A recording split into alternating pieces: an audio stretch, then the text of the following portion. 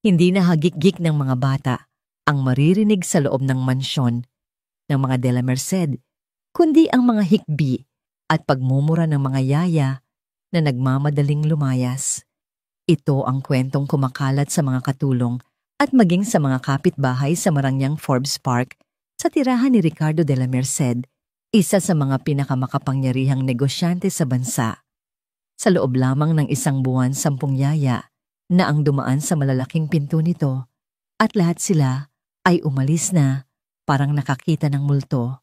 Ang problema ay hindi ang sahod. Si Ricardo ay nagbabayad ng malaki. Ang problema ay hindi rin ang mga pasilidad. Ang problema ay ang 3 anghel na demonyita na nakatira sa North Wing ng mansyon, sina Lia Zoe at Mia, ang fraternal triplets ng milyonaryo. 10 taong gulang na sila magkakapatid sa dugo, ngunit magkakaiba sa lahat ng bagay. Si Lia ang panganay ay laging nakakunot ang noo, strikta at pilit na ginagawang perpekto, ang lahat na para bang pasan niya ang buong mundo sa kanyang mga balikat. Si Zoe ang pangalawa, ang pinakamalakas mangasar, isang henyo sa teknolohiya na ginagamit ang talino para sa malilikot na kalokohan. Si Mia ang bunso ay isang tahimik na anino na may malalaking matang tila nagtatago ng mga lihim na mas malaki pa sa kanya. Sama-sama ginawa nilang isang larangan ng digmaan ng mansyon. Kaninang umaga lang, ang pang-10 yaya si Catherine, isang babaeng may master's degree sa child psychology, ay tumakbo palabas ng bahay umiiyak, habang ang kanyang mamahaling damit ay basang-basa. Mula sa bintana, sa itaas, pinanood siya ng magkakapatid. Hawak ni Zoe ang controller ng isang maliit na drone na may bakas pa ng tubig na ibinagsak nito. 1 oras at 14 na minuto. Bago yan, sabi ni Zoe na may mapang-asar ng ngiti. Natalo niya yung dating record. Lagot tayo kay Papa, bulong ni Lia habang kinakagat ang kanyang kuko sa pag-aalala. Si Mia ay hindi nagsalita. Iginuhit na lang niya sa kanyang sketchpad ang isang babaeng umiiyak habang may lumilipad na drone sa itaas ng ulo nito. Sa kanyang opisina na nababalot ng amoy ng mamahaling leather at lumang libro, narinig ni Ricardo ang komosyon. Isang tingin lang sa bintana ay sapat na. Humigpit ang pagkuyom ng panga ni Ricardo at isang ugat ang pumintig sa kanyang sentido. Ang perpektong kaayusan ng kanyang umaga ay nasira na naman. Dahan-dahang pumasok si Gregorio, ang matandang mayordomo ng pamilya. Senyorito Ricardo, ang yaya po. Si Miss Catherine, nag-resign na po siya. Hindi lumingon si Ricardo mula sa bintana. Ang pang-10 sa isang buwan, Gregorio. Opo, senyorito. Biglang humarap ang milyonaryo. Ang kanyang mga mata ay kasing lamig ng bakal. Anong hinihintay ninyo? Maghanap kayo ng bago. Hindi ako nagbabayad sa inyo para sa mga dahilan. Napalunok si Gregorio. Sa lahat ng respeto, senyorito, halos lahat po ng ahensya sa Maynila ay nasubukan na natin. Sinasabi nilang, imposible raw pong alagaan ang mga bata. Lalong tumigas ang mukha ni Ricardo. Hindi ang mga anak ko ang problema. Ang problema ay ang mga babaeng yan. Mahihina. Walang kakayahan.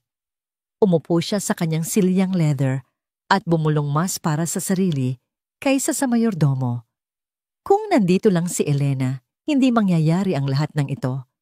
Ang pangalan ng kanyang yumaong asawa ay lumutang sa hangin na parang isang multo.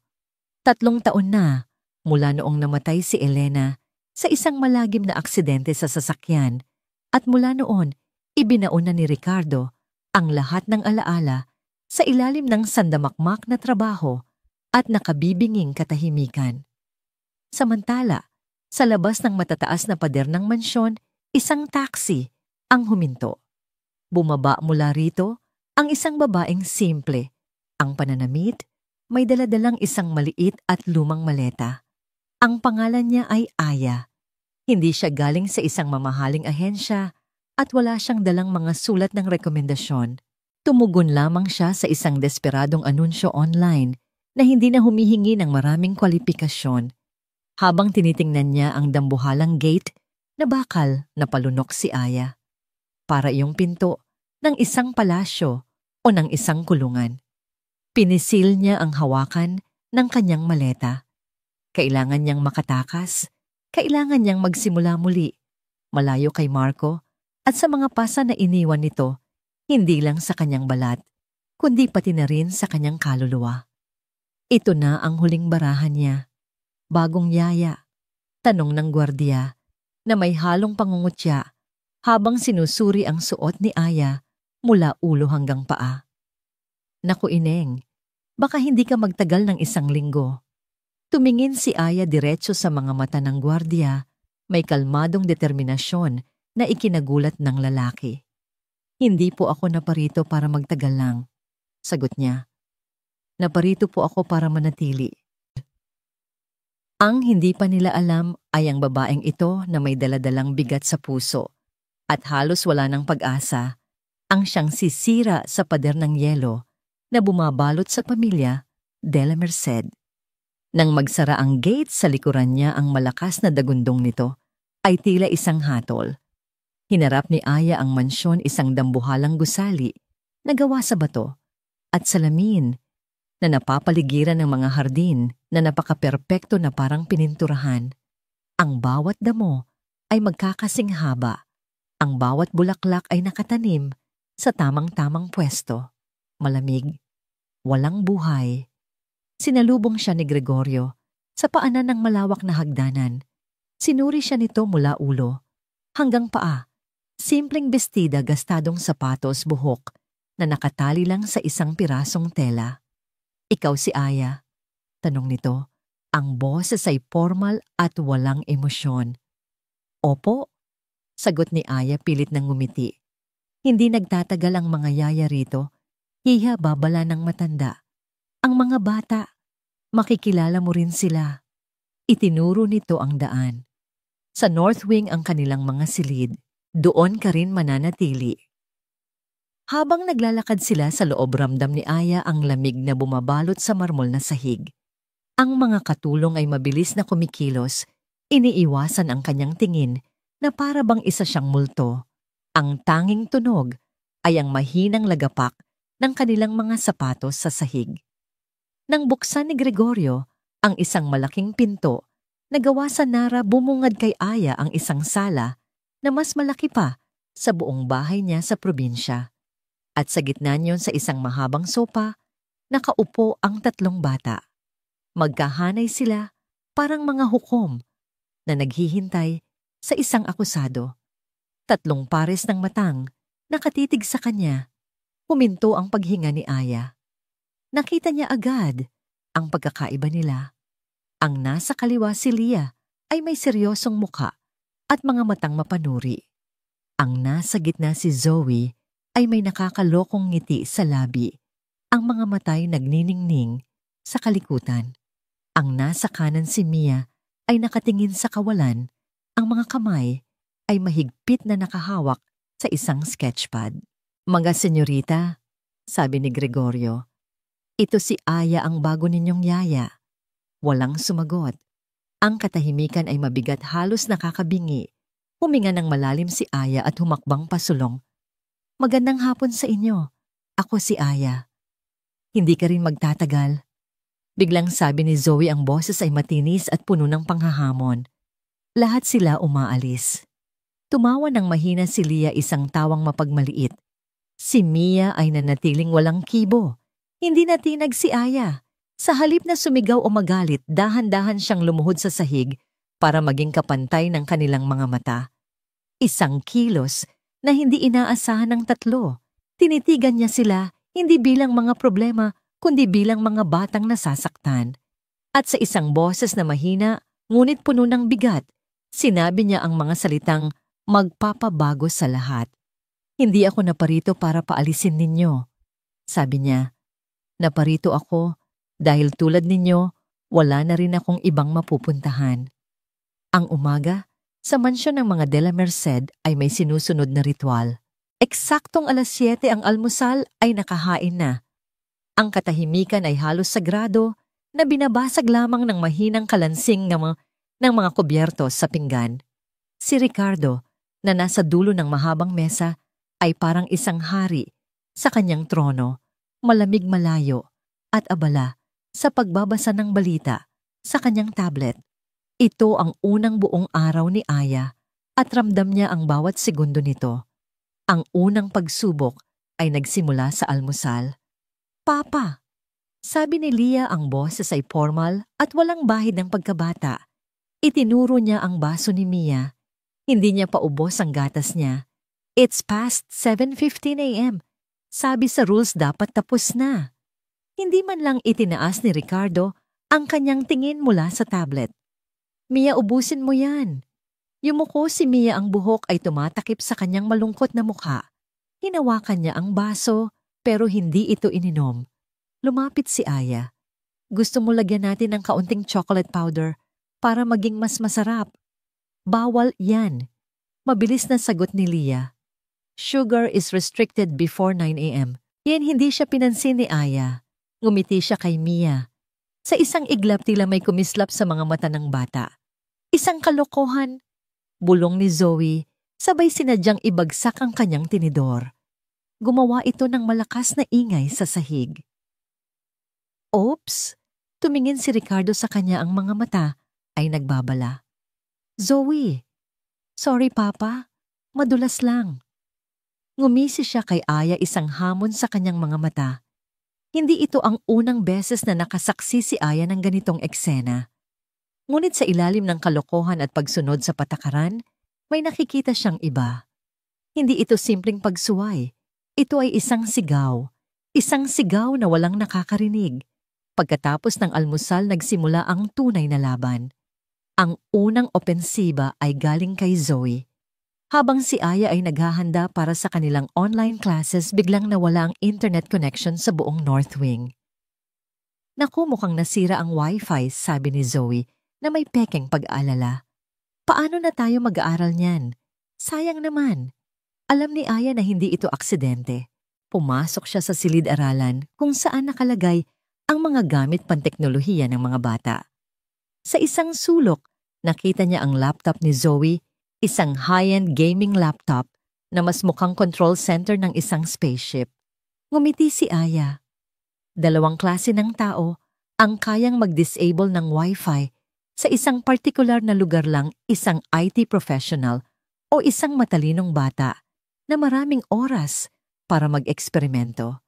Sa halip na tawagin ang maintenance, umupo si Aya sa harap ng sarili niyang lumang laptop. Pagkalipas ng 10 minuto ng mabilis na pagtipa, bumalik ang signal ng wifi. Pero hindi lang yun ang ginawa niya. "Zoe," tawag ni Aya na may kalmadong boses. "Pakitingnan mo nga ang laptop mo. May mensahe yata para sa'yo." Nagtatakang binuksan ni Zoe ang kanyang laptop. Sa gitna ng kanyang screen na may wallpaper ng isang video game character, may isang simpleng notepad file na nakabukas. Ang nakasulat, "Magaling ang firewall mo, pero mas magaling ang sa akin." Aya, nanlaki ang mga mata ni Zoe. Tumingin siya kay Aya, hindi na may pang-aasar, kundi may halong pagkamangha at inis. Paano? Paano niya nagawa iyon? Sa unang pagkakataon, isang yaya ang sumagot sa kanyang hamon gamit ang sarili niyang lengguwahe. Ang sunod na pagsubok ay mas tahimik pero mas mabigat. Galing ito kay Mia. Maghapon itong hindi nagsalita. Kapag tinatanong, tatango lang ito o iiling. Nagkulong ito sa isang sulok ng hardin kasama ang kanyang sketchpad. Hindi siya pinilit ni Aya na magsalita. Kumuha siya ng isang pirasong papel at lapis, umupo sa damuhan, ilang talampakan ang layo mula kay Mia, at nagsimulang gumuhit. Hindi niya sinubukang tingnan ang gawa ng bata. Gumuhit lang siya ng isang maliit na ibon na lumilipad. Pagkalipas ng halos isang oras na katahimikan, naramdaman ni Aya ang isang presensya sa kanyang tabi. Dahan-dahang lumapit si Mia at sumilip sa kanyang iginuhit. Hindi pa rin ito nagsalita, pero umupo ito sa tabi niya at ipinagpatuloy ang sariling pagguhit. Isang maliit na koneksyon, isang sinulid na nabuo sa gitna ng katahimikan. Si Leah naman ay may ibang taktika. Siya ang bantay. Bawat kilos ni Aya ay inoobserbahan niya. Yaya, hindi mo pinunasan ang maliit na natapong tubig sa sahig.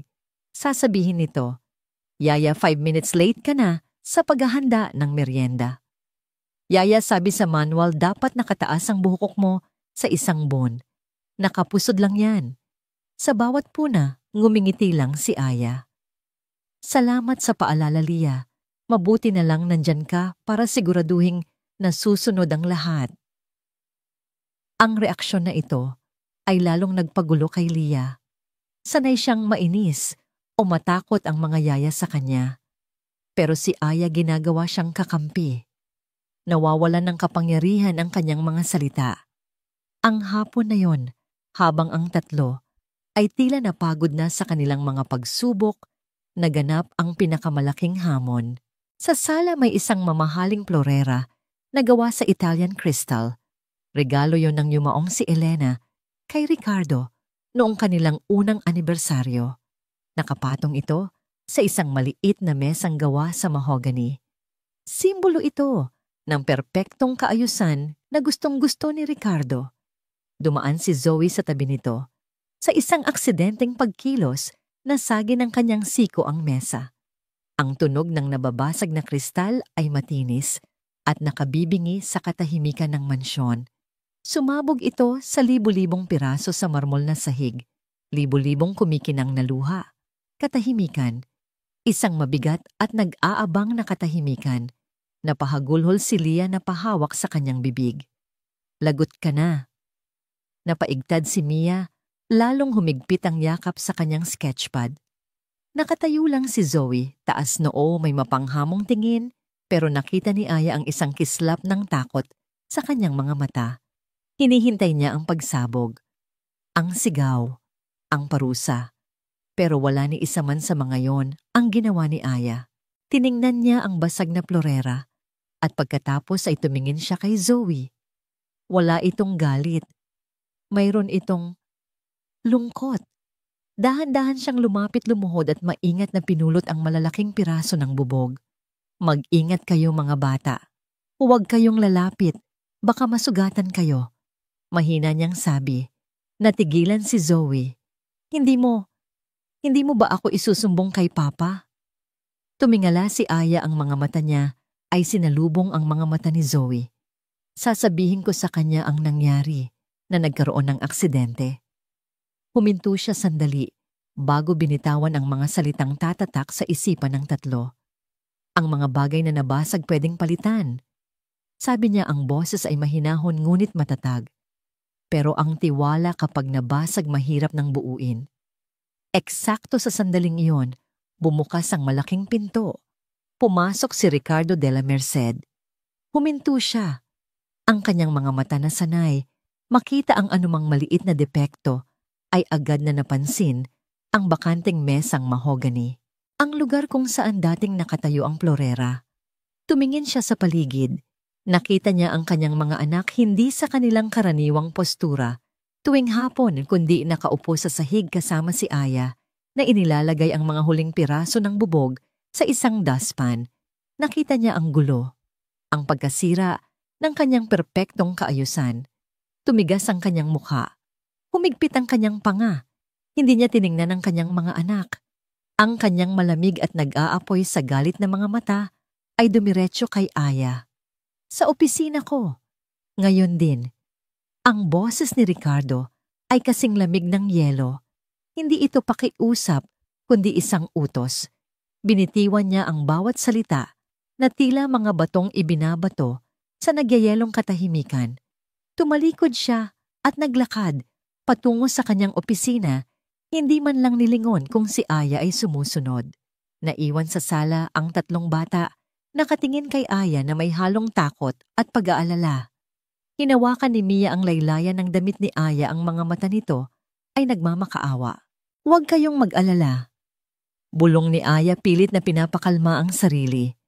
Mag-uusap lang kami. Ngunit alam niya sa sarili niya na hindi ito isang simpleng usapan. Ito na ang parating na bagyo. Ang opisina ni Ricardo ay isang santuwaryo ng kontrol.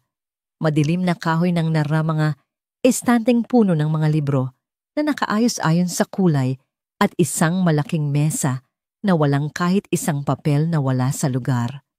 Ang tanging personal na bagay ay isang malaking portrait ni Elena, ang kanyang yumaong asawa na nakangiti mula sa isang silver frame, isang ngangiting hindi na kailanman nasilayan sa mansyon. Nakatayo si Ricardo malapit sa bintana, nakatalikod sa pinto. Isara mo ang pinto. Sinunod ni Aya ang utos. Ang pag-click ng seradura ay tila isang hatol na nagkulong sa kanya, kasama ang isang mabangis na hayop. Ano ang ibig sabihin ng eksena kanina? Tanong ni Ricardo, ang boses ay mababa at mapanganib. Isang aksidente po, senyorito. Nabitawan ni Zoe ang... Hindi ang plorera ang tinutukoy ko. Putol niya dahan-dahang humaharap. Ang kanyang mga mata ay nag-aapoy. Ang tinutukoy ko ay ang gulo, ang paglalaro sa sahig, ang paglabag sa mga patakaran ng pamamahay na ito. Nagkakatuwaan lang po sila. Hindi ko sila binabayaran para magkatuwaan. Tumaas ang boses ni Ricardo. Binabayaran kita para sa isang bagay: disiplina, kaayusan, para siguraduhing lumaki silang mga de la Merced, hindi mga batang kalye na walang modo. Huminga ng malalim si Aya, pinipigilan ang panginginig ng kanyang mga kamay. Sa lahat ng respeto, senyorito, hindi po kawalan ng modo ang pagiging bata. Isang mapaklang tawa ang kumawala sa mga labi ni Ricardo. Lumapit siya sa mesa, ang bawat hakbang ay mabigat. At ano ang alam mo sa pagpapalaki ng isang de la Merced? Galing ka sa probinsya. Wala kang alam sa mundong ito. Ang kailangan nila ay istruktura, hindi mga laro at kwentong walang katuturan. Ang kailangan po nila ay isang ama. Diretsong sagot ni Aya. Natigilan si Ricardo. Ang mga salita ay tumama sa kanya na parang isang sampal. Humigpit ang kanyang panga at isang ugat ang pumintig sa kanyang leeg. Ano ang sinabi mo? Alam ni Aya na tumatawid na siya sa isang mapanganib na linya, pero hindi siya maaaring umatras. Sinabi ko po na kailangan nila ng ama, na nakikita sila hindi lang ang mga patakaran na sinusunod nila. At sino ka para sabihin sa akin kung paano maging ama? Sigaw ni Ricardo, ang kontrol niya ay unti-unti nang nawawala. Isang hamak na yaya lang na pinulot ko kung saan, dahil wala nang ibang gustong pumasok sa pamamahay na ito. Sa puntong yon, may nagbago kay Aya. Nawala ang kanyang takot. Napalitan ito ng isang matatag na determinasyon. Tinitigan niya si Ricardo hindi na bilang amo, kundi bilang isang lalaking nagtatago. Tama po kayo. Sabi niya, ang boses ay kalmado, ngunit may talim. Isa lang akong yaya, pero sa loob ng isang araw, nakita ko ang isang bagay na pilit ninyong tinatakasan sa loob ng 3 taon. Napakunot ang noo ni Ricardo. Ano ang pinagsasasabi mo? Dito na binitiwan ni Aya ang bomba. Ang katotohanang walang sino man ang nangahas na sabihin sa kanya. Hindi ka natatakot na lumaki silang suwail, senyorito. Dahan-dahan niyang sabi. Ang kinatatakutan mo ay makita silang ngumiti. Isang nakabibinging katahimikan ang bumalot sa silid. Ang kinatatakutan mo. Pagpapatuloy ni Aya, ang boses niya ay nanginginig sa bigat ng emosyon, ay marinig silang tumawa. Dahil ang mga ngiti nila, ang mga tawa nila, ipinapaalala sa iyo ang asawa mo. Iyon na iyon, ang katotohanang bumaon na parang punyal. Ang mukha ni Ricardo ay namutla at pagkatapos ay namula sa matinding galit. Sa isang iglap, tila isang hayop ang kumawala mula sa hawla. Biglang humakbang si Ricardo at tila bakal na hinawakan ng braso ni Aya. Sino ka para banggitin siya? Halos pabulong niyang sabi, ang bawat salita ay puno ng lason at sakit. Wala kang alam. Naramdaman ni Aya ang sakit ng kanyang pagkakahawak, pero hindi siya nagpakita ng takot. Sa halip, buong lakas niyang hinila ang kanyang braso, palayo sa kanya. Hindi ko man alam ang sakit na pinagdaanan ninyo. Sabi niya, habang hinihimas ang namumula niyang braso. Pero alam ko, ang nakikita ko, isang amang tumatakbo palayo sa sarili niyang mga anak. Tapos na. Umalingaw-ngaw ang sigaw ni Ricardo sa buong opisina. Itinuro niya ang pinto, ang kanyang kamay ay nanginginig sa galit. Lumayas ka. You're fired. Kunin mo ang mga gamit mo at umalis ka sa pamamahay ko ngayon din. Nakatayo lang si Aya, ang kanyang puso ay dumadagundong, pero ang kanyang mga mata ay hindi umiiwas sa tingin ni Ricardo. Tatanggapin na sana niya ang kanyang kapalaran. Ngunit sa gitna ng mabigat na katahimikan, isang matinis na tunog ang biglang pumunit sa hangin. Ang intercom sa mesa ni Ricardo. Hindi niya ito pinansin. Tumunog itong muli, mas mapilit. Sa wakas, padabog na pinindot ni Ricardo ang buton. Ano? Paumanhin po, senyorito. Narinig ang boses ni Gregorio nanginginig. Nasa kabilang linya po si Doña Pilar, ang ina po ni Senyora Elena.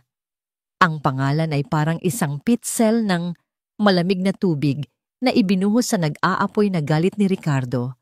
Bigla siyang natigilan. Ang kulay sa kanyang mukha ay nawala.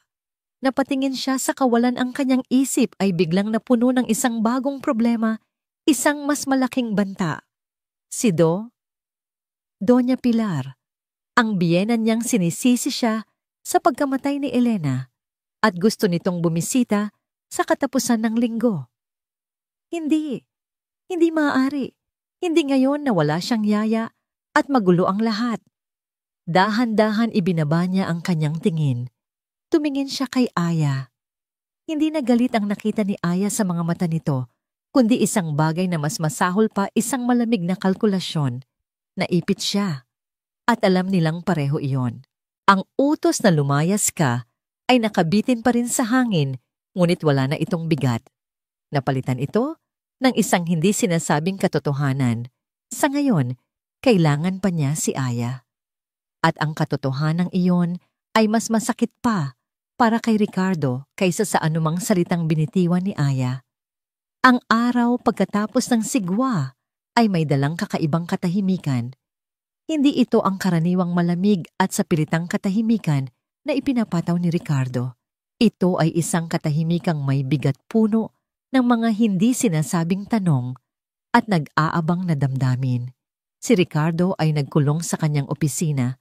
Maghapon, hindi nagpapakita kahit sa pananghalian. Ang mga katulong ay naglalakad na parang mga anino, umiiwas sa anumang ingay. Si Aya na inaasahang sisantihin anumang oras ay nanatili sa North Wing kasama ang mga bata. Pero may nagbago. Wala nang mga patibong mula kay Zoe. Wala nang mga sumbong mula kay Leah. Wala nang pader ng katahimikan mula kay Mia. Sila'y magkakasama sa kanilang silid-aralan, pero hindi sila nag-aaral. Nakaupo lang sila, bawat isa ay abala sa sariling mundo, ngunit ang kanilang mga mata ay palihim na sumusulyap kay Aya. Parang pinag-aaralan nila ang isang kakaibang nilalang, isang taong sumigaw sa hari at hindi pinugutan ng ulo. Si Zoe, ang unang bumasag sa katahimikan. Hindi kanya sinisante. Sabi nito, hindi isang tanong, kundi isang pagtatakang may halong respeto. Umiling si Aya. Hindi pa. Dahil darating si Lola Pilar. Sabi ni Leah na tila naunawaan na ang estratehiya sa likod ng lahat. Kailangan niya ng yaya para magmukhang maayos ang lahat. Tama si Leah. Ngunit sa likod ng lohika nito, may mas malalim na dahilan kung bakit iba ang pakiramdam nila ngayon. Nakakita sila ng isang taong hindi natakot. At ang katapangang iyon ay nagtanim ng isang maliit na buto ng tiwala sa kanilang mga puso. Hapon na nang mangyari iyon. Habang nag-aayos si Aya ng mga libro, naramdaman niya ang isang marahang paghila sa kanyang damit. Si Mia. Nakatayo ito sa kanyang tabi, ang mga mata ay nakatitig sa kanya nang may kahulugan. Sa isang kamay, hawak nito ang kanyang sketchpad. Sa kabilang kamay, May hawak itong isang maliit at kalawangin ng susi. Hindi ito nagsalita. Sa halip tumalikod ito at nagsimulang maglakad lumingon sandali para siguraduhing sumusunod si Aya. Nagkatinginan sina Leah at Zoe at walang tanong-tanong sumunod din sila. Dinala sila ni Mia palayo sa marangyang bahagi ng mansyon patungo sa isang pasilyong bihirang daanan. Sa dulo nito ay isang makitid at paikot-ikot na hagdanan na papunta sa atik. "Bawal tayo dyan," agad na sabi ni Leah. Utos ni Papa. Hindi pinansin ni Mia ang babala. Ipinasok niya ang susi sa lumang seradura. Hindi ito umikot. "Ako na," sabi ni Zoe. Mula sa kanyang bulsa, kumuha siya ng isang paperclip at isang maliit na piraso ng metal. Sa loob ng ilang segundo sa isang mahinang pag-click, bumukas ang pinto.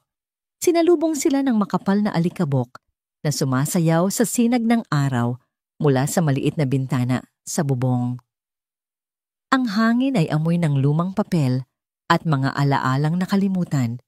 Ang silid ay puno ng mga lumang kasangkapan na natatakpan ng puting kumot, parang mga multo ng nakaraan. Dire-diretsyong naglakad si Mia patungo sa isang sulok. Doon sa ilalim ng isang bintanang bilog ay may isang malaking baul na gawa sa kahoy. Ito ang kanilang lihim. Itinuro ito ni Mia kay Aya. "Buksan mo." Bulong niya ang unang salitang binitiwan niya sa buong araw. Dahan-dahang itinaas ni Aya ang mabigat na takip ng baul. Ang bumungad sa kanya ay hindi ginto o anumang kayamanan, kundi mga piraso ng isang buhay na pilit na ibinaon sa limot. Ang kahon ng mga alaala ni Elena. Naglalaman ito ng mga album ng litrato, mga sulat, at mga munting bagay. Kinuha ni Leah ang isang album. Naroon ang mga litrato ng kanilang ina, isang babaeng may ngiting nagbibigay liwanag sa buong mundo. Isang litrato kung saan karga-karga niya silang tatlo. Mga sanggol pa lamang ang mukha niya ay puno ng pagod, ngunit nag-uumapaw sa kaligayahan. "Naaalala ko ang araw na yan," mahinang sabi ni Leah, habang isang butil ng luha ang pumatak sa pahina. Kinuha naman ni Zoe ang isang maliit na music box. Nang buksan niya ito, isang pamilyar na himig ang tumugtog ang kantang laging kinakanta ng kanilang ina para patulugin sila. Napapikit si Zoe, pinipigilan ang sariling emosyon. Pero si Mia ang kinuha niya ay isang sutlang bandana na may mahina, ngunit pamilyar na amoy ng lavender. Niyakap niya ito at isinubsob ang kanyang mukha dito. Doon sa unang pagkakatao sa harap ng ibang tao, humagulgol siya nang walang tunog ang kanyang maliliit na balikat ay nanginginig. Umupo si Aya sa sahig sa gitna nilang tatlo. Hindi niya sila pinatahan. Hindi niya sinabing, "Huwag kayong umiyak." Sa halip, hinayaan niya silang ilabas ang lahat ng sakit na matagal na nilang kinimkim. Kinuha niya ang isang maliit na diary.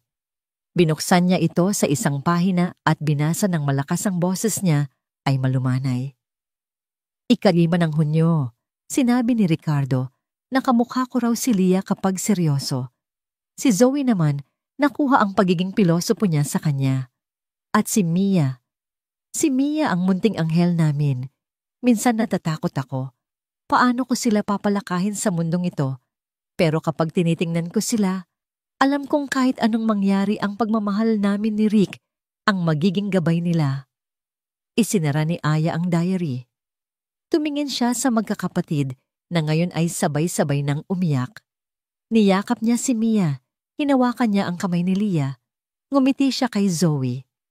Sa unang pagkakataon, ang sakit ay hindi na nila dinadala ng mag-isa. Nagkaroon ito ng kasama. Sa gitna ng kanilang pagbabahaginan, hindi nila namalayan ang mahinang pagbukas ng pinto. Si Ricardo na naghahanap sa kanyang mga anak ay sinundan ng katahimikan patungo sa atik. Nakita niya ang siwang sa pinto at narinig ang boses ni Aya na nagbabasa. Narinig niya ang pangalan ni Elena. Narinig niya ang mga hikbi ng kanyang mga anak. Nasilayan niya ang isang eksenang hindi niya akalaing makikita. 4 na tao sa sahig, pinapalibutan ng mga alaala na pilit niyang tinakasan. Sa loob ng madilim at maalikabok na silid na yon, may isang bagay na nabubuhay, isang bagay na matagal na niyang pinatay sa buong mansyon. Hindi siya pumasok, hindi siya nagsalita. Nakatayo lang siya sa labas ng pinto, nakatago sa dilim. Ang kanyang mga kamay ay nakakuyom ng mahigpit sa kanyang tagiliran. Ang kanyang mga kuko ay bumaon sa kanyang palad. Isang laban ang nagaganap sa kanyang loob, isang laban sa pagitan ng galit na nararamdaman niya sa pagsuway na ito at isang sakit na biglang sumuntok sa kanyang puso. Dahan-dahan siyang tumalikod, ang bawat hakbang ay mabigat na, para bang pasan niya ang bigat ng lahat ng multong nakatago sa silid na yon. Ang pagdating ni Doña Pilar ay parang isang malamig na hangin na biglang pumasok at pinatay ang lahat ng natitirang init sa mansyon. Dumating siya sakay ng isang itim na Mercedes-Benz na kumikinang sa ilalim ng araw. Bumaba siya mula rito na tila isang reyna, ang kanyang buhok ay perpektong nakaayos, ang kanyang damit ay may tatak ng isang sikat na taga-disenyo at ang kanyang mga mata na nakatago sa likod ng mamahaling salamin ay sinusuri ang lahat na parabang naghahanap ng dumi. Si Gregorio at ang iba pang katulong ay nakayuko. Habang naglalakad siya, papasok ang takong ng kanyang sapatos, ay gumagawa ng matinis na tunog sa marmol na sahig. Tunog ng kapangyarihan, tunog ng paghatol. Ricardo, bati niya sa kanyang manugang, hindi ng isang yakap, kundi ng isang halik sa hangin na hindi man lang dumampi sa pisngi nito. Mukhang pagod ka. Ang pamamalakad ba ng Dela Merced Holdings ay nagiging masyadong mabigat para sa'yo? Isang tanong na may talim. Ang mga bata ay nakatayo sa isang perpektong linya na inihanda ni Lia kanina pa. Magandang hapon po, Lola. Sabay-sabay nilang bati. Sinuri sila ni Doña Pilar mula ulo hanggang paa. Lia, bakit may gusot ang laylayan ng bestida mo? Zoe, masyadong magulo ang pagkakatali ng buhok mo. At ikaw, Mia. Bumaba ang tingin niya sa sketchpad na mahigpit na hawak ng bata. Kailan mo ba bibitawan yung papel na yan at haharapin ang totoong mundo? Bawat salita ay parang isang karayom na tumutusok. Napayuko ang mga bata. At doon sa likuran nila, nakita ni Doña Pilar si Aya. Tinaas niya ang kanyang kilay. At sino naman ito? Siya po si Aya, inay, ang bagong yaya ng mga bata. Sagot ni Ricardo, ang boses ay formal at walang emosyon. Nilapitan ni Doña Pilar si Aya at inikutan ito na parang isang bihirang hayop sa isang zoo, isang probinsyana. Sabi niya sapat na para marinig ng lahat. Ricardo, sa lahat ng pera mo, dito ka lang nakapulot. Hindi niya hinintay ang sagot. Sana naman, hiya. Sabi niya kay Aya, alam mo kung paano sumunod sa patakaran. Ang buong hapon ay isang pagsubok sa pasensya. Pinuna ni Doña Pilar ang alikabok sa mga muebles na siya lang ang nakakita. Inutos niyang palitan ang mga bulaklak sa florera dahil masyadong mura ang kulay. At sa bawat pagkakataon ng kanyang mga mata ay laging bumabalik kay Aya, naghahanap ng kahit anong pagkakamali. Ang pagsabog ay naganap sa hapunan. Ang hapagkainan ay nakahanda na, parang para sa isang piging. Kumpletong mga kubyertos na pilak, mga kupitang kristal at mga pagkaing inihanda ni Manang Rosa. Ang katahimikan ay mabigat. Bawat pagnguya, bawat pag-inom ng tubig ay tila isang malakas na ingay.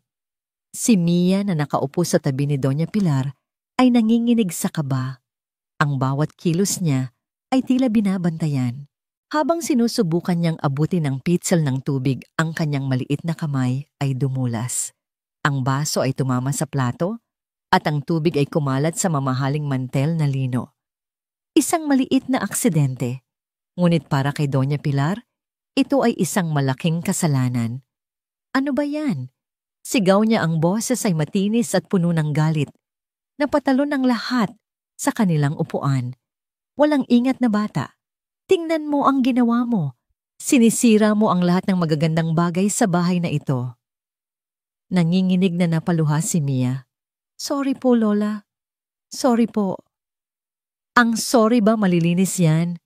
Lalong lumakas ang sigaw ni Doña Pilar. Ang kanyang muka ay namumula sa galit. At sa harap ng lahat ni Ricardo, na natigilan ng mga kapatid ni Mia, na takot at ng mga katulong na nakatayo sa gilid, dahan-dahan niyang itinaas ang kanyang kamay. Isang anino ang bumagsak sa umiiyak na mukha ni Mia. Handa na itong manampal. Ngunit bago pa man ito bumagsak, huwag po. Isang kamay ang mabilis na humawak sa pulsuhan ni Doña Pilar. Isang kamay na mas maliit ngunit matatag na parang bakal. Kamay ni Aya. Natigilan ang lahat. Ang hangin ay tila naubos sa buong silid. Gulat na napatingin si Doña Pilar sa kamay na nakahawak sa kanya at pagkatapos ay sa mukha ni Aya, isang mukhang puno ng kalmadong determinasyon. Ano ang ginagawa? Sabi ni Doña Pilar, ang bawat salita ay nanggigigil sa galit. Bitawan mo ako, isang hamak na katulong. Paano ka nangahas na hawakan ako? Hindi ko po kayo bibitawan hanggat hindi nyo ibababa ang kamay nyo. Sagot ni Aya, ang boses ay mahina, ngunit hindi natitinag. Hindi nyo po pwedeng saktan ang bata. Walang modo. Hayop ka. Sigaw ni Doña Pilar, sinusubukang bawiin ang kanyang kamay, pero mas lalong humigpit ang hawak ni Aya. Ricardo, hindi mo ba nakikita ito? Palayasin mo ang babaeng ito. Palayasin mo siya ngayon din. Lahat ng mata ay napunta kay Ricardo. Nakatayo siya, ang muka ay parang isang maskarang hindi mabasa. Sa isang banda, ang kanyang biyanan, isang babaeng makapangyarihan at simbolo ng pamilya ni Elena. Sa kabilang banda, ang yaya, isang estranghero na nagtatanggol sa kanyang anak sa paraang hindi niya kailanman nagawa. Ang pagtatalo sa kanyang loob ay halos maririnig. Ang kanyang tungkulin laban sa kanyang nararamdaman. Ang nakaraan laban sa kasalukuyan. Huminga siya ng malalim. Tumingin siya sa umiiyak niyang anak, sa galit niyang biyanan at sa matatag na mukha ni Aya. At doon isang desisyon ang nabuo. Inay, sabi niya, ang boses ay hindi malakas, ngunit sapat na para putulin ang tensyon. Puno ito ng bigat at pagod na matagal nang kinimkim. Tama na. Ang dalawang salitang iyon, tama na, ay parang isang malakas na kulog na yumanig sa buong hapagkainan. Hindi ito sigaw, ngunit ang bigat nito ay sapat na para patahimikin kahit si Doña Pilar. Binitiwan ni Aya ang kamay ng matanda, nagulat na napatingin sa kanyang manugang, hindi makapaniwala sa narinig. Ricardo, sabi niya, ang boses ay nagtatanong. Umuwi na muna tayo, inay. Ihahatid na kita. Sabi ni Ricardo, ang tono ay pinal at hindi na tumatanggap ng pagtutol.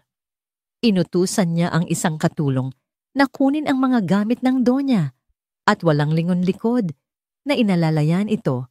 Palabas na iniwan ang isang hapagkainang puno ng pagkain, ngunit walang ganang kumain. Nang makaalis na sila, niyakap agad ni Aya si Mia na nanginginig pa rin sa takot at pag-iyak. Lumapit sina Lia at Zoe at sa unang pagkakataon, silang tatlo ay yumakap din kay Aya. Hindi na siya ang yaya, siya ang kanilang kanlungan, siya ang pader na humarang sa isa pang pader. Gabi na nang bumalik si Ricardo, hindi siya nagtungo sa kanyang opisina. Sa halip na tagpuan niya si Aya sa hardin, nakaupo sa isang bangko sa ilalim ng ilaw ng buwan, habang ang mga bata ay mahimbing nang natutulog sa loob. Umupo siya sa kabilang dulo ng bangko, nag-iiwan ng malaking espasyo sa pagitan nila. Ang katahimikan ay mahaba at mabigat.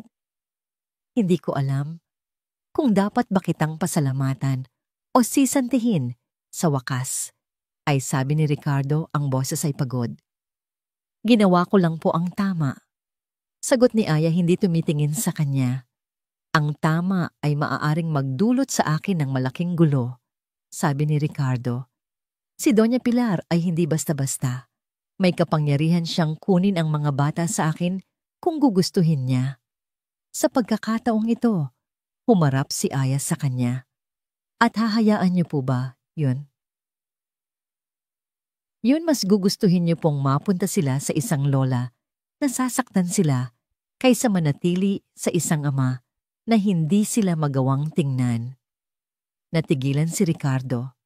Ang mga salita ni Aya ay laging may kakayahang tumagos sa kanyang baluti. Hindi mo naiintindihan. Sabi niya, ang boses ay halos pabulong eh.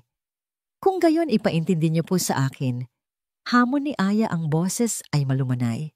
Bakit po kayo ganito? Bakit niyo po tinatakasan ang sarili niyong mga anak? Nag-iwas ng tingin si Ricardo. Tumingala siya sa madilim na langit. Dahil sa tuwing tinitingnan ko sila, siya ang nakikita ko. Nakikita ko si Elena.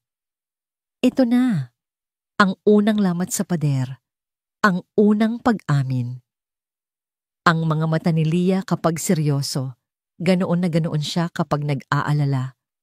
Pagpapatuloy niya ang boses ay nanginginig. Ang pilosopong ngiti ni Zoe.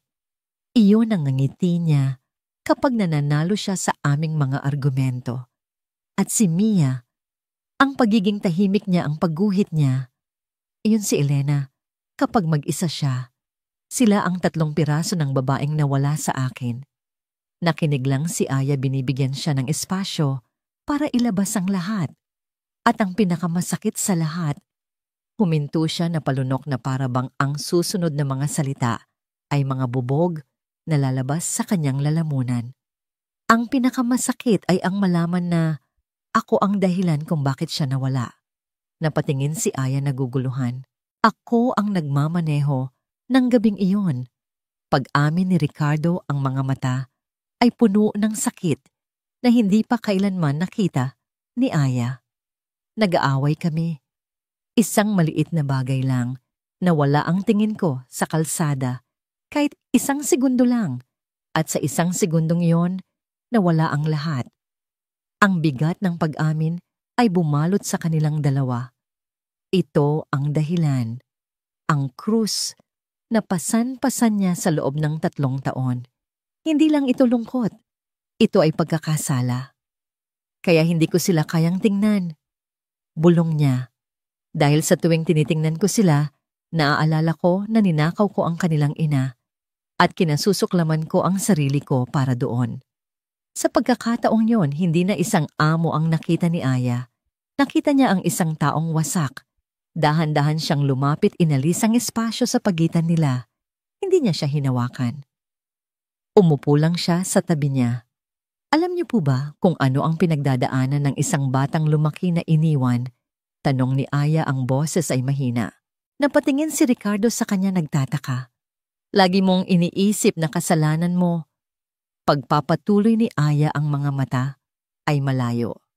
Na baka may ginawa kang mali. Na baka hindi ka sapat. Ganoon po ang nararamdaman ng mga anak ninyo ngayon.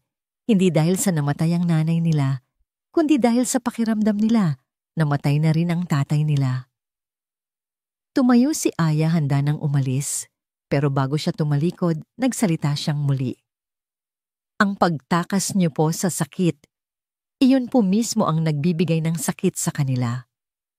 Iniwan niya si Ricardo na mag-isa sa ilalim ng buwan, mag-isa kasama ang mga multo ng kanyang nakaraan at ang katotohanang isinampal sa kanya. Nang gabing iyon, hindi natulog si Ricardo sa kanyang silid. Pumasok siya sa kanyang opisina, binuksan ang isang bote ng mamahaling alak at naupo sa dilim. Tinitigan niya ang portrait ni Elena na nakangiti.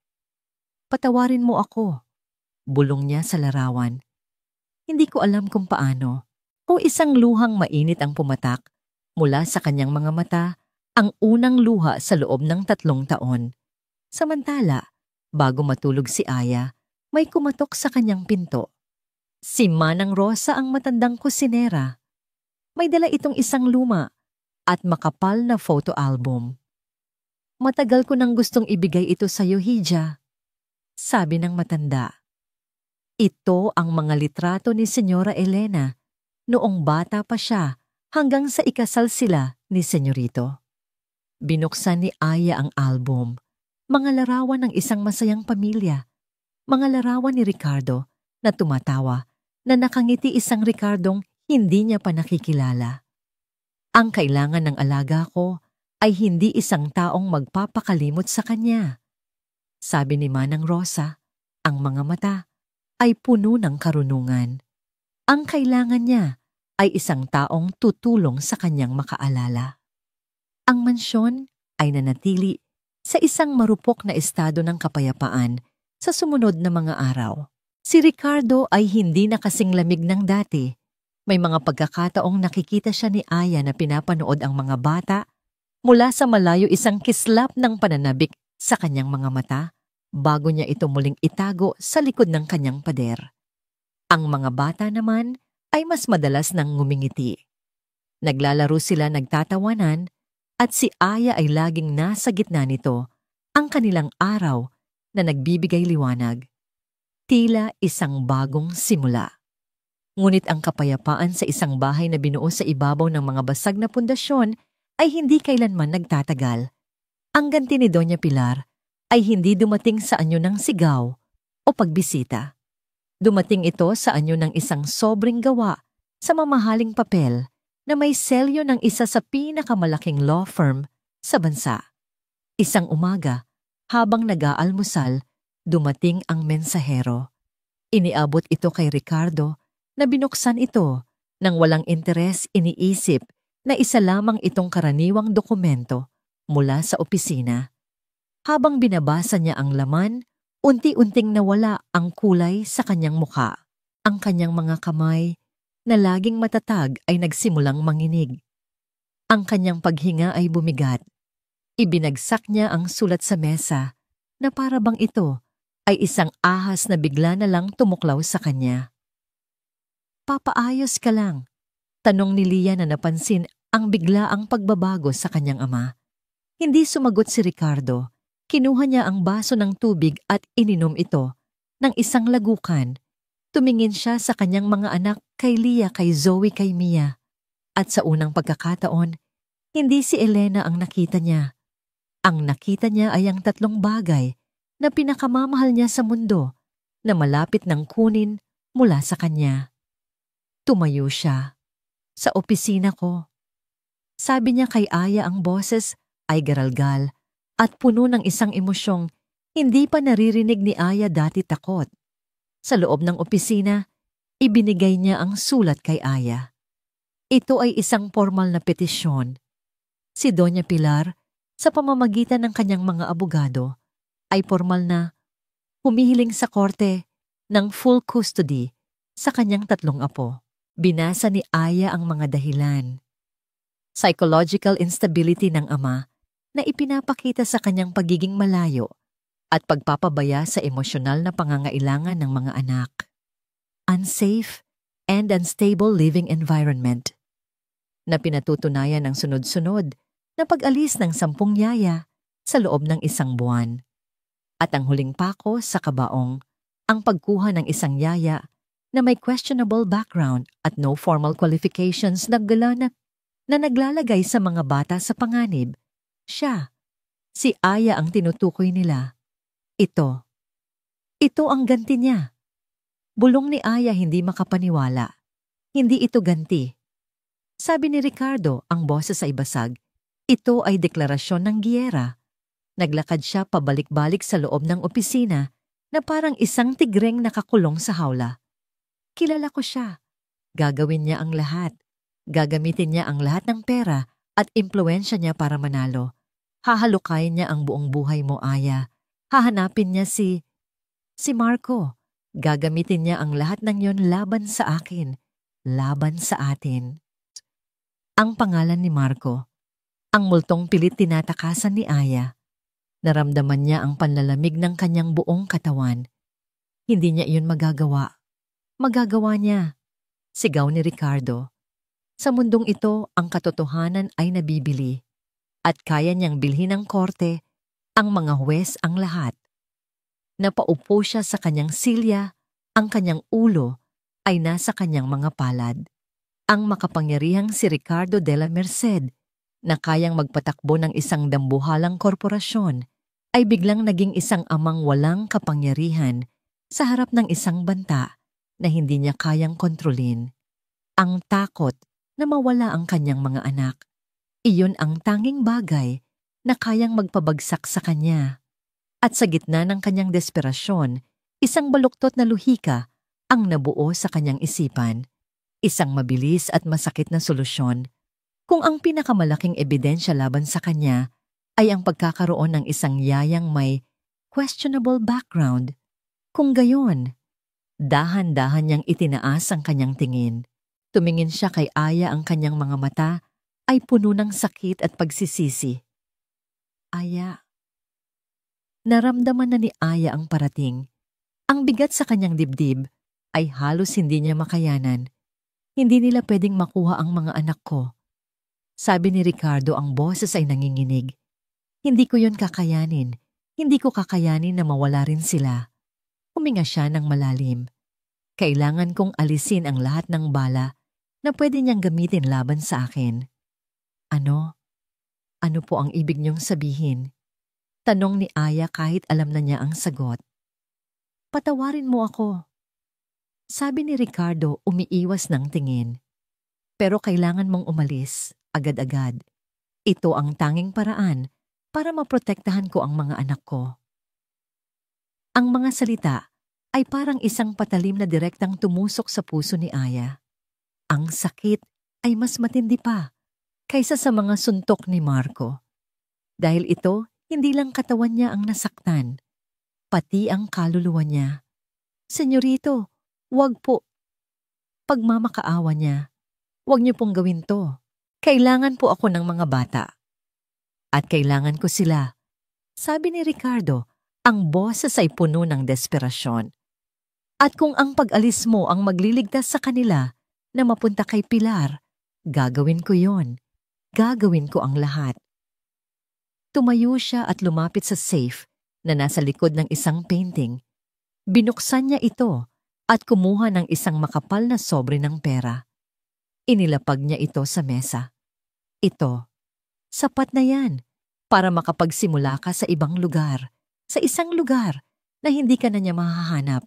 Malaki ang utang na loob ko sa iyo, Aya.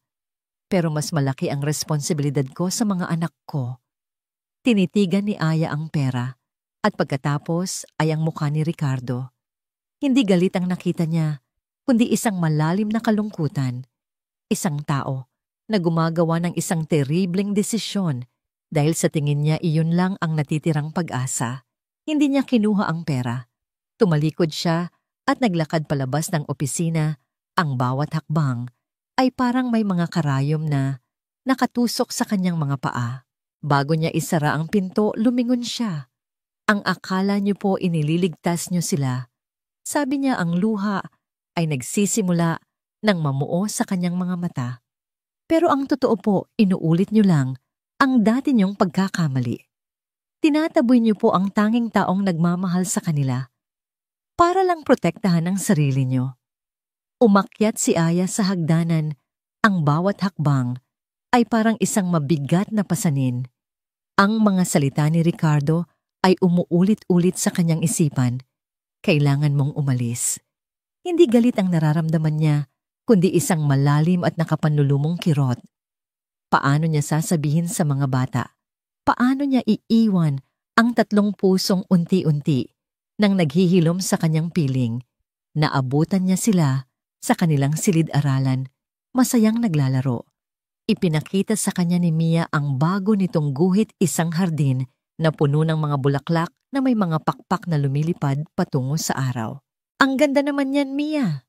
Sabi ni Aya, pilit na pinapasigla ang kanyang boses kahit na ang sarili niyang puso ay parang pinipiga. Umupo siya sa sahig sa gitna nilang 3. Tinitigan niya sila, ang seryosong si Leah ang mapang-asar, na si Zoe ang tahimik na si Mia. Ang kanyang 3 dahilan para lumaban. Mga anak. Nagsimula siya pero ang boses niya ay nabasag. Huminga siya ng malalim. May kailangan akong sabihin sa inyo. Agad na naramdaman ng mga bata ang pagbabago sa tono niya. Itinigil ni Zoe ang kanyang paglalaro. Tumingin si Leah ng may pag-aalala. Humigpit ang hawak ni Mia sa kanyang lapis. Kailangan ko nang umalis.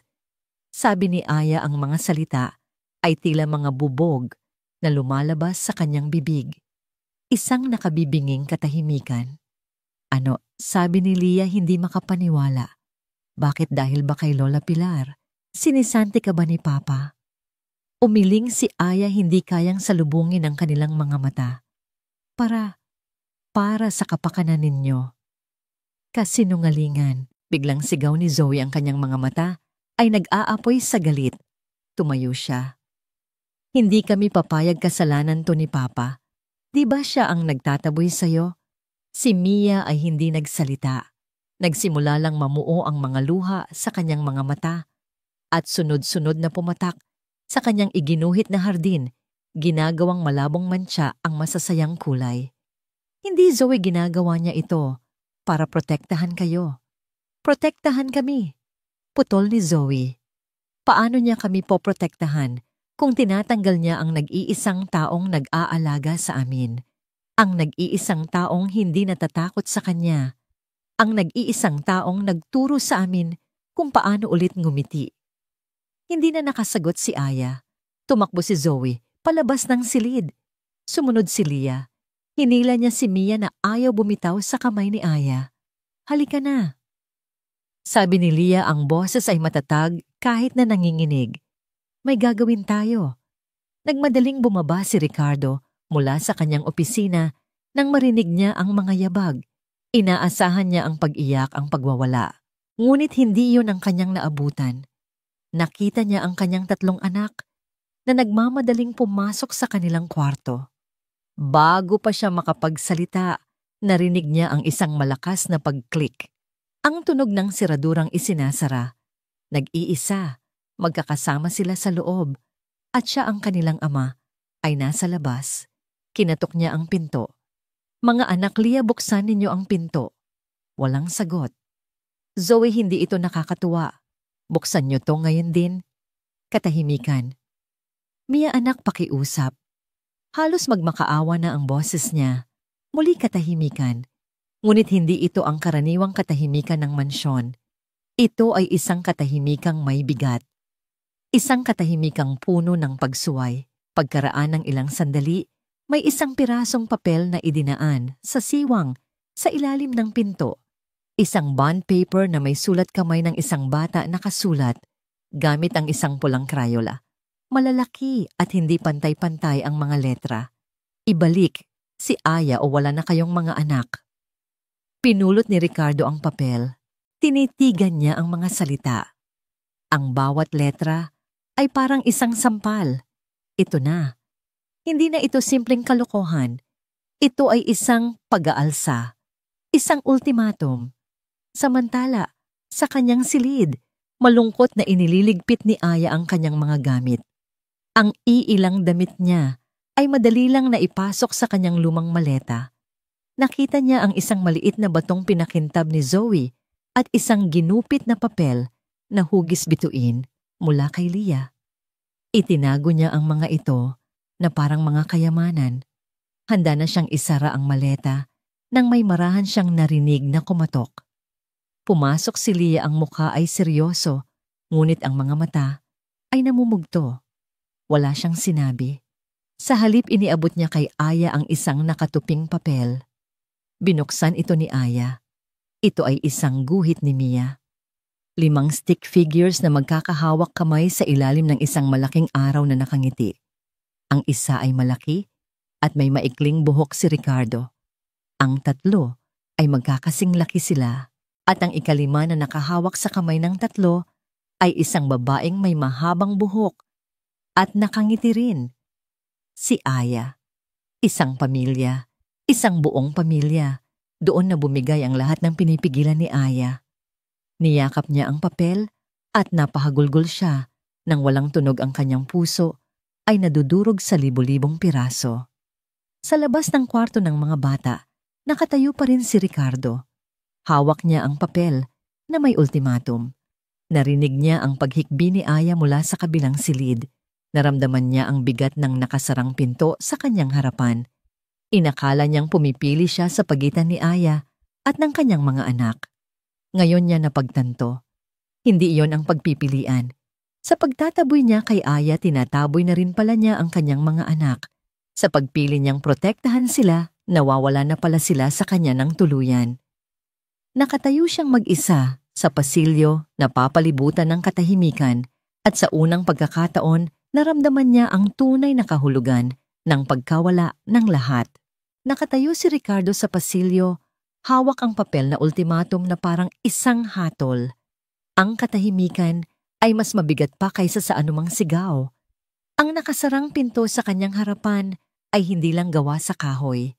Ito ay isang pader na siya mismo ang nagtayo sa pagitan niya at ng kanyang mga anak. Sa loob ng 3 taon, sinubukan niyang muli. Lia Zoimia, pakiusap mag-usap tayo. Walang sagot.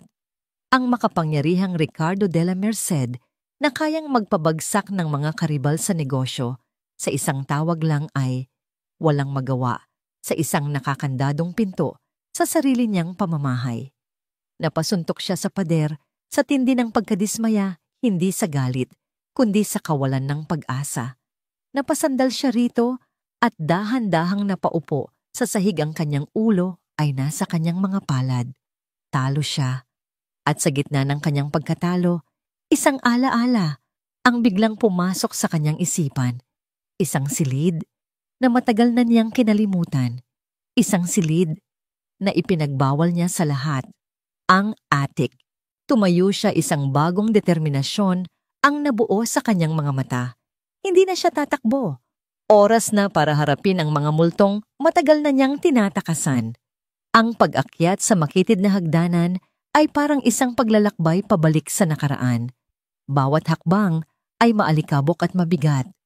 Nang buksan niya ang pinto ng attic, ang amoy ng lumang papel at lavender, ang pabango ni Elena, ay sumalubong sa kanya. Ang kanyang mga mata ay dumiretso sa baol na nasa sulok, ang kahon ng mga alaala. Nanginginig ang kanyang mga kamay habang itinataas niya ang takip nito. Sa loob nakita niya ang mga bagay na pilit niyang ibinaon, ang mga litrato nila ni Elena. Noong masaya pa sila, ang mga paboritong libro nito, ang sutlang bandana na laging suot nito. At sa ilalim ng lahat, ang kanyang diary. Kinuha niya ito at binuksan. Ang sulat kamay ni Elena pamilyar at masakit ay tila muling bumuhay sa kanya. Binuklat niya ito hanggang sa huling pahina na may sulat ilang araw bago ang aksidente. Mahal kong Rick, basa niya. Lagi mong sinasabi na ako ang puso ng pamilyang ito. Pero ang totoo, ikaw ang pader na nagpapanatili sa ating lahat na ligtas. Minsan natatakot ako. Natatakot ako sa kung gaano kataas at katibay ang pader na yan. Paano kung isang araw gumuho ako? Paano kung iwan ko kayo? Ipinapangako mo ba sa akin, mahal ko, na hindi mo ikukulong ang iyong sarili at ang mga bata sa likod ng pader na yan? Dahil ang mga anak natin kailangan nila ang puso mo. Hindi lang ang lakas mo. Huwag mo silang iiwan sa dilim. Maging ilaw ka para sa kanila. Bawat salita ay isang patalim na tumusok sa kanyang konsensya. Isinara niya ang diary, ang mga luha ay malayang dumadaloy sa kanyang mga pisngi. Iyon mismo ang ginawa niya. Ikinulong niya ang kanyang sarili. Iniwan niya ang kanyang mga anak sa dilim. At ang pagtataboy niya kay Aya, iyon ang huling kandado sa pinto ng kanilang kulungan. Isang malakas na pagsisisi ang bumalot sa kanya. Mali siya. Terrible ang kanyang pagkakamali. Sa isang iglap tumayo siya. Wala nang pag-aalinlangan. Wala nang takot. Isang bagay lang ang nasa isip niya. Kailangan niyang itama ang lahat. Tumakbo siya. Hindi naglakad. Tumakbo siya pababa ng hagdanan. Ang kanyang mga yapak ay umalingaw-ngaw sa tahimik na mansyon. Ang mga katulong ay napatingin sa gulat. Hindi pa nila kailanman nakita ang kanilang amo na kumilos ng ganito. Wala sa kontrol, desperado at puno ng damdamin. Naabutan niya si Aya sa may pintuan. Hawak na nito ang kanyang maliit na maleta. Si Gregorio ay nakatayo sa tabi nito. Ang mukha ay puno ng kalungkutan. Handa na siyang umalis. Huwag, sigaw ni Ricardo. Ang boses ay basag at hirap sa paghinga. Napalingon si Aya gulat na gulat. Huminto si Ricardo sa harapan niya, ang kanyang dibdib ay umaalon sa pagod at emosyon. Hindi na siya ang malamig na milyonaryo. Siya ay isang amang nagmamakaawa. Pakiusap. Sabi niya, ang mga salitang hirap lumabas. Manatili ka. Huwag kang umalis. Tumingin siya diretso sa mga mata ni Aya. Ang sarili niyang mga mata ay puno ng luha. Hindi ko alam kung paano. Pag-amin niya, ang kanyang boses ay isang bulong ng pagsuko. Hindi ko alam kung paano maging ama nang wala siya. Pakiusap. Tulungan mo ako. Natigilan si Aya. Ang mga salitang iyon mula sa isang taong puno ng pagmamataas ay ang pinakatotoong bagay na narinig niya mula rito. Sa gitna ng kanilang pagtitinginan, biglang bumukas ang pinto ng kwarto ng mga bata. Lumabas sina Lia, Zoe at Mia na naalarma sa sigaw ng kanilang ama. Nakita nila ang eksena, ang kanilang ama na nagmamakaawa at si Aya na hindi makapagsalita. Hindi pinansin ni Ricardo ang pagdating nila. Kinuha niya ang kanyang telepono. Alam niya kung ano ang susunod na dapat gawin. Dinayal niya ang isang numero. "Hello, Pilar," sabi niya nang may sumagot sa kabilang linya. "Ricardo, ano na ang nangyari sa walang modong yaya na yan? Pinaalis mo na ba?" Huminga ng malalim si Ricardo. "Makinig ka, Pilar. At makinig kang mabuti dahil minsan ko lang itong sasabihin." Ang kanyang boses ay kalmado na, ngunit may bigat ng bakal. "Mula ngayon sa pamamahay na ito, pag-uusapan namin si Elena. Araw-araw. Iiyakan namin siya kapag kailangan at tatawanan namin ang mga alaala niya. Hindi na siya isang multo, siya ang aming ilaw." Nagkaroon ng katahimikan sa kabilang linya at si Aya. Pagpapatuloy ni Ricardo, ang tingin ay na kay Aya pa rin ay mananatili rito. "Kasama namin, kasama ko, para tulungan kaming buuin muli ang nawasak.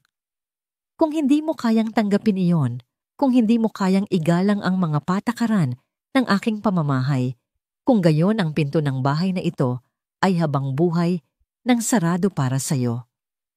Bago pa man makasagot si Doña Pilar, ibinaba na ni Ricardo ang tawag. Katahimikan. Isang katahimikang hindi na mabigat kundi puno ng pag-asa. Dahan-dahan siyang humarap sa kanyang mga anak na nakatayo sa likuran ni Aya na kayakap sa kanya. Ang mukha ni Ricardo ay basang-basa ng luha, ngunit sa unang pagkakataon, isang maliit na ngiti ang sumilay sa kanyang mga labi. Ibinuka niya ang kanyang mga braso. Isang paanyayang matagal na nilang hinihintay. "Halik kayo kay Papa," sabi niya. Ang boses ay nanginginig ngunit puno ng pagmamahal, at ang tatlong bata sa isang iglap ay tumakbo. Yumakap sila sa kanilang ama nang napakahigpit na para bang hindi na nila ito bibitawan pa. Niyakap sila ni Ricardo, pabalik isinubsob ang kanyang mukha sa kanilang mga buhok at humagulgol isang iyak ng sakit ng pagsisisi at ng walang katapusang pag-ibig na sa wakas ay nakalaya na. Ang pader ng yelo ay tuluyan ng gumuho. Lumipas ang ilang buwan. Ang mansyon ng mga de la Merced ay hindi na ang malamig at tahimik na museo ng nakaraan. Ito ay naging isang tahanan. Ang mga pader na dating sumasalamin sa bawat yabag ay ngayoy puno na ng mga guhit ni Mia na nakasabit sa magagandang frame. Ang mga pasilyo na dati nilalakaran lamang ng mga nagmamadaling katulong ay ngayoy palaruan na ni Lia at Zoe. Ang kanilang mga hagik-gik ay umaalingaw-ngaw na parang musika. At ang piano sa sala na matagal nang natatakpan ng puting kumot ay bukas na muli. Isang hapon, ang marahang tunog ng piano ay maririnig mula sa sala. Si Ricardo, na nakasuot ng simpleng damit pambahay, ay nakaupo sa harap nito.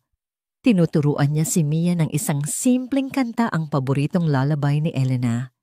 Nakaupo sa tabi nila si Lia, seryosong pinapanood ang bawat pagpindot sa teklado, habang si Zoe ay naglalaro ng chess laban sa sarili. Sa sahig paminsan-minsan ay sumisigaw ng checkmate. Hindi na sila perpekto. Minsan nag-aaway pa rin sila. Si Ricardo ay may mga araw pa ring bumabalik sa dati niyang pagiging seryoso. Ngunit ang pagkakaiba ngayon, hindi na nila hinahayaang lamunin sila ng katahimikan. Nag-uusap na sila. Si Doña Pilar matapos ang ilang linggong hindi pagpaparamdam ay biglang dumating isang araw. Hindi na siya ang reynang mapanghusga. May dala siyang isang malaking basket ng mga paboritong prutas ng mga bata. Umupo siya sa sala, pinanood ang kanyang mga apo. At sa unang pagkakataon, isang tunay na ngiti ang nakita sa kanyang mga labi. Hindi pa rin sila magkaibigan ni Aya, ngunit meron ng respeto sa pagitan nila. Isang hindi sinasabing kasunduan para sa kapakanan ng mga bata. Ang araw na yon ay espesyal. 3 anibersaryo ng pagkamatay ni Elena. Noon ang araw na ito ay araw ng pagluluksa at pag-iwas. Ngayon, ginawa nila itong araw ng pag-alala at pagdiriwang. Sa hardin sa ilalim ng paboritong puno ni Elena, naglatag sila ng isang picnic. Nagdala si Manang Rosa ng mga paboritong pagkain ni Elena. Ang bawat isa ay nagbahagi ng isang masayang alaala. Naalala ko, sabi ni Lia, nung tinuruan ako ni Mama kung paano mag-bake. Pero mas marami pa yung harina sa mukha ko kaysa sa bowl. Ako naman, sabi ni Zoe. Naaalala ko nung sinabi niya sa akin na okay lang maging kakaiba, basta masaya ka. Si Mia ay kumuha ng isang sketchpad at ipinakita ang kanyang guhit, isang babaeng may mga pakpak ng anghel na nakangiting nakatingin sa kanila mula sa mga ulap. Nang si Ricardo na ang magbabahagi, huminga siya ng malalim. Kinuha niya ang kamay ng kanyang 3 anak. Ang pinakamasayang alaala ko sa mama ninyo, sabi niya, ang boses ay puno ng emosyon, ay ang araw na sinabi niyang oo nung tinanong ko kung gusto niyang maging asawa ko. Dahil sa araw na yon, nagsimula ang pinakamagandang kabanata ng buhay ko. Ang kabanatang nagbigay sa akin sa inyong 3. Tumingin siya kay Aya na tahimik na nakaupo sa tabi nila. At ang kabanatang iyon ay hindi pa tapos. Nagsisimula pa lang itong muli. Sa kanyang mga mata, may isang pasasalamat na mas malalim pa sa anumang salita. Gabi na. Ang mga bata ay mahimbing nang natutulog pagod sa isang araw na puno ng emosyon. Pumasok si Ricardo sa kanyang opisina. Sa ibabaw ng kanyang mesa sa tabi ng portrait ni Elena ay nakabukas pa rin ang baul ng mga alaala. Pero hindi na ito isang simbolo ng sakit. Ito na ngayon ay isang testamento ng pagmamahal. Kumuha siya ng isang pirasong papel at nagsulat, "Papa will always be here. No more silence." Tinupi niya ito sa hugis ng isang munting ibon gaya ng mga ginagawa ni Aya. Dahan-dahan niya itong inilagay sa loob ng baul kasama ng mga alaala ni Elena. Ito ang kanyang pangako, hindi lang sa kanila kundi sa sarili niya. Lumabas siya ng opisina at nakita niya si Aya sa may bintana ng pasilyo, nakatingin sa mga bituin. "Hindi ka pa natutulog?" tanong ni Ricardo. Umiling si Aya. "Ang ganda ng gabi." Tumayo si Ricardo sa tabi niya. "Aya," sabi niya, "hindi sapat ang salitang salamat sa lahat ng ginawa mo." Ngumiti si Aya. "Hindi niyo po kailangang magpasalamat. Ang makita ko lang po kayong masaya. Sapat na yon." "Higit ka pa sa isang yaya sa pamilyang ito," sabi ni Ricardo, ang kanyang boses ay seryoso. "Isa kang isang milagro." Tumingin sila sa isa't isa sa ilalim ng tahimik na liwanag ng buwan. Ang pagitan sa kanila ay hindi na pagitan ng amo at empleyado. Ito ay isang espasyong puno ng respeto, pag-unawa, at isang hindi pa nababanggit na pagtingin. Ang pader ng yelo sa mansyon ng mga De La Merced ay tuluyan ng natunaw. At sa lugar nito, sa tulong ng isang babaeng may pusong kasing init ng araw, isang bagong hardin ang nagsimulang mamukadkad, isang hardin na dinidiligan hindi na ng mga luha, ng kalungkutan, kundi ng mga halakhak ng isang pamilyang muling natutong magmahal. Ang bukang liwayway ay dumating na. Ang sikat ng araw sa parke ay ginintuan at ang hangin ay puno ng halakhak. Sa unang pagkakataon sa loob ng maraming taon, ang pamilya de la Merced ay nasa labas hindi bilang isang obligasyon kundi para magsaya. Si Ricardo na tinanggal na ang kanyang business suit at pinalitan ng simpleng polo shirt ay tumatawa ng malakas habang hinahabol niya si Zoe sa paligid ng isang malaking puno ng akasya. Si Leah naman ay maingat na tinutulungan si Mia sa pagpapalipad ng saranggola. Ang makulay na tela nito ay sumasayaw sa asul na kalangitan. Mula sa isang bangko sa di kalayuan, pinapanood sila ni Aya. Ang kanyang puso ay puno ng isang init na hindi niya kailanman naramdaman. Ito na yon, ang pamilyang pinangarap niya, ang kapayapaang matagal niyang hinanap. Ngumiti siya isang tunay at payapang nangiti. Ngunit ang nangiting iyon ay biglang naglaho. Sa kabilang dulo ng parke sa ilalim ng lilim ng isa pang puno, may isang lalaking nakatayo. Nakatingin ito sa direksyon nila. Hindi niya maaninag ng malinaw ang mukha nito, ngunit ang tindig ang paraan ng pagkilos ang madilim na anino nito. Kilalang kilala niya. Ang tibok ng kanyang puso ay biglang bumilis na parang isang kabayong tumatakbo sa takot. Ang init sa kanyang dibdib ay napalitan ng isang nanunuot na lamig. Ang masayang tunog ng parke ay biglang nawala, napalitan ng ugong sa kanyang mga tainga. Marco, parang isang multo, mula sa isang bangungot ang anino ng kanyang kahapon ay narito na. Aya, tingnan mo ang taas na. Sigaw ni Mia na tuwang-tuwang nakatingin sa saranggola. Napilitang lumingon si Aya, pilit na ibinalik ang nangiti sa kanyang mga labi. Ang galing niyo, sabi niya, ngunit ang kanyang mga mata ay pasulyap-sulyap na bumabalik sa anino sa di kalayuan. Nawala na ito. Ngunit alam niyang hindi iyon isang imahinasyon. Naramdaman niya ang presensya nito. Naramdaman niya ang panganib. Uwi na tayo. Bigla niyang sabi ang boses ay may bahid ng pag-aalala. Pero ngayon lang tayo nagsimula. Reklamo ni Zoe. Medyo masama ang pakiramdam ko. Pagsisinungaling ni Aya. Kailangan ko lang magpahinga. Napansin ni Ricardo ang biglaang pagbabago sa kilos ni Aya. Ang kislap sa mga mata nito ay napalitan ng takot. Tumango siya. Sige, tama si Aya. Marami pang araw. Sa loob ng sasakyan, tahimik si Aya. Ang kanyang mga kamay ay magkahawak ng mahigpit sa kanyang kandungan.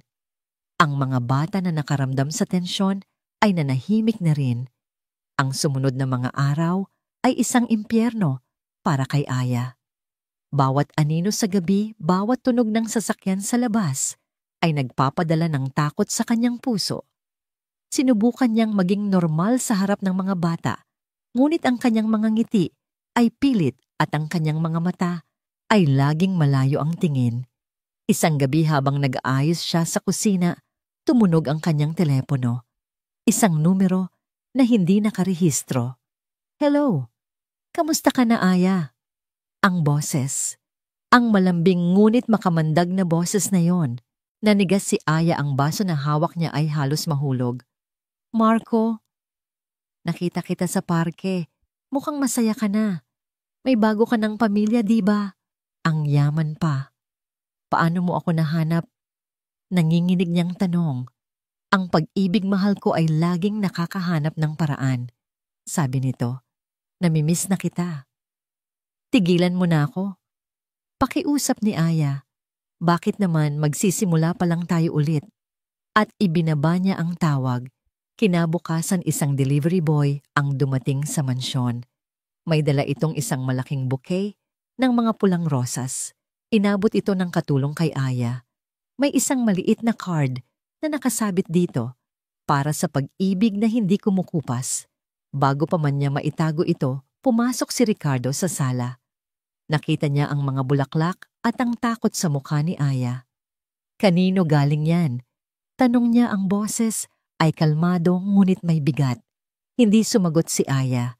Kinuha ni Ricardo ang card, binasa ito at tumingin kay Aya. Sino siya, Aya? Sabihin mo sa akin ang totoo. Doon na bumigay ang lahat.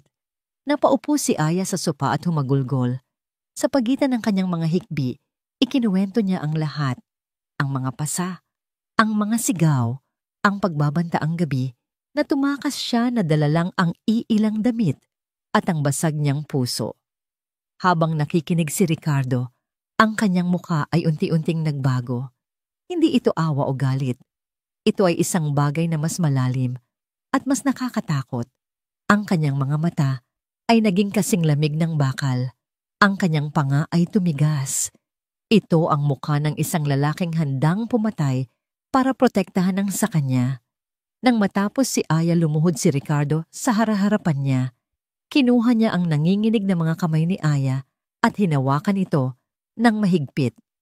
Tumingin ka sa akin, sabi niya. Itinaas ni Aya ang kanyang luhaang mga mata. Hindi ka na niya sasaktan pa. Sabi ni Ricardo, ang boses ay mahina, ngunit may bigat ng isang panunumpa. Habang nabubuhay ako, hinding-hindi na niya mahahawakan kahit isang hibla ng buhok mo. Pangako ko yan. Ngunit hindi alam ni Ricardo na si Marco ay may iba pang plano. Hindi niya kailangang hawakan si Aya para saktan ito. Kinabukasan hapon, oras ng uwian ng mga bata. Gaya ng dati, naghihintay si Aya sa labas ng pribadong eskwelahan. Nakita na niya ang tatlo na papalabas, masayang nagkukwentuhan. Ngunit bago pa sila makalapit, isang lalaki ang humarang sa kanilang daan. Matangkad, gwapo at nakangiti ng kaakit-akit. Si Marco. Aya, mahal, sabi niya sapat na para marinig ng mga bata at ng ibang magulang na naroon.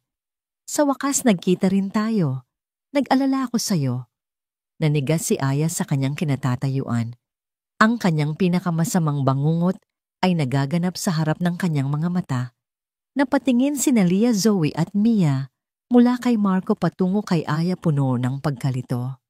Sino po siya, Yaya Aya? Tanong ni Lia. Bago pa man makasagot si Aya, lumapit si Marco at sinubukang hawakan ng kanyang braso. Huwag kang mag-alala, mga bata. Ako ang isang matalik na kaibigan ng yaya ninyo. Nandito ako para isama siya pabalik sa akin. Huwag sigaw ni Aya, umatras. Ang eksena ay nagsimulang kumuha ng atensyon. At sa gitna ng lahat ng iyon, isang itim na kotse ang biglang humarurot at huminto nang biglaan sa kanilang harapan. Ang pinto ay bumukas ng malakas. Bumaba si Ricardo de la Merced. Ang kanyang mukha ay walang emosyon, ngunit ang kanyang mga mata ay nag-aapoy na parang dalawang baga. Hindi siya nagsalita. Naglakad lang siya at tumayo sa pagitan ni Marco at ni Aya na parang isang pader na gawa sa bato. Ang kanyang katawan ay isang kalasag na pinoprotektahan ang 4 na taong nasa likuran niya. Lumayo ka sa kanila, sabi ni Ricardo.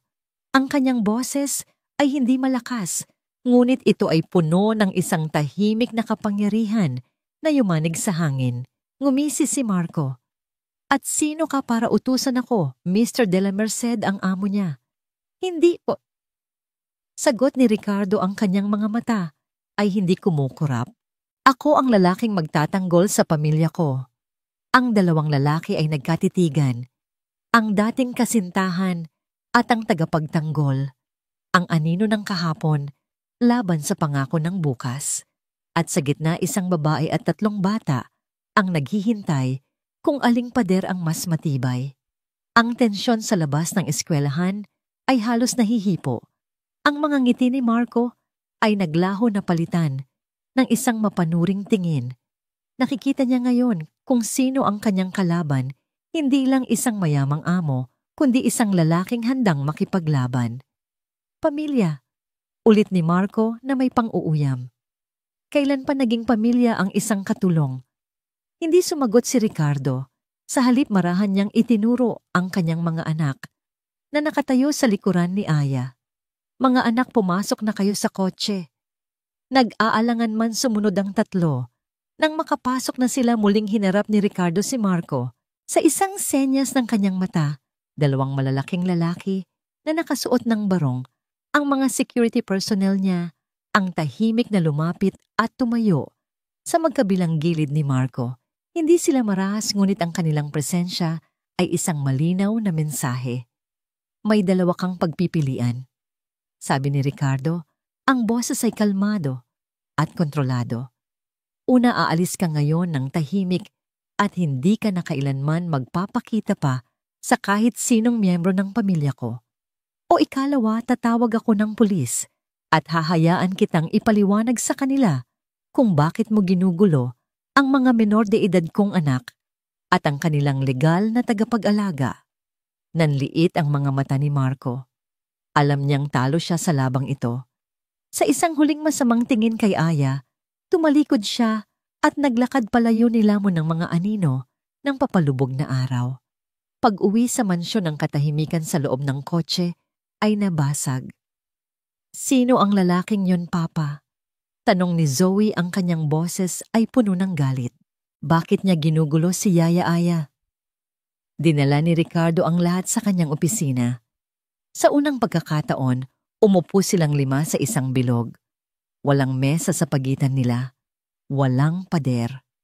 Ang lalaking yon, nagsimula si Ricardo, ay parte ng nakaraan ni Aya. Isang nakaraang hindi na natin hahayaang bumalik. Ipinaliwanag niya sa paraang mauunawaan ng mga bata nang hindi nagbibigay ng mga marahas na detalye na si Marco ay isang taong nanakit kay Aya noon at tungkulin nilang lahat na protektahan siya ngayon. At doon ipinakita ng mga bata ang kanilang pagbabago. Si Zoe, gamit ang kanyang laptop, ay tahimik na nag-research. Pagkalipas ng 1 oras, ipinakita niya sa kanyang ama ang isang screen na puno ng impormasyon, mga utang ni Marco sa iba't ibang tao, mga reklamo sa social media tungkol sa kanyang mga panloloko. Hindi lang siya masama, Papa. Isa siyang kriminal. Si Leah, ang laging nag-aalala sa mga patakaran, ay lumapit kay Aya. Huwag kang mag-alala, Yaya Aya. Sabi niya, hinawakan ang kamay nito.